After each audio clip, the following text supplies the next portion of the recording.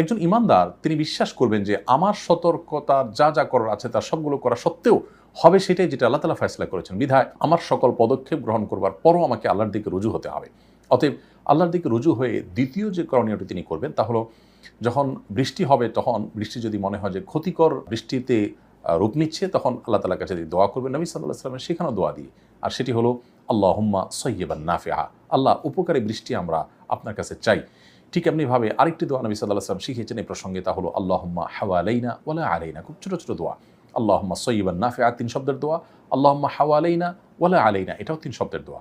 আল্লাহ, আমরা যে বৃষ্টি পাচ্ছি এই বৃষ্টি যদি বেশি হয়ে যায় তাহলে আমাদের এই জনবসতিতে নয়, বরং আমাদের বাইরে, জনবসতির বাইরে যে ক্ষেত খামার আছে, যে বনাঞ্চল আছে, পাহাড়ি এলাকা আছে, সেখানে বৃষ্টি দিন এবং এমন জায়গায় বৃষ্টি দিন যেখানে আমাদের বৃষ্টি উপকার বয়ে আনবে, যেটা আমাদের ক্ষতিগ্রস্ত করবে না। এ দোয়া পাঠ করব। তৃতীয়ত করণীয়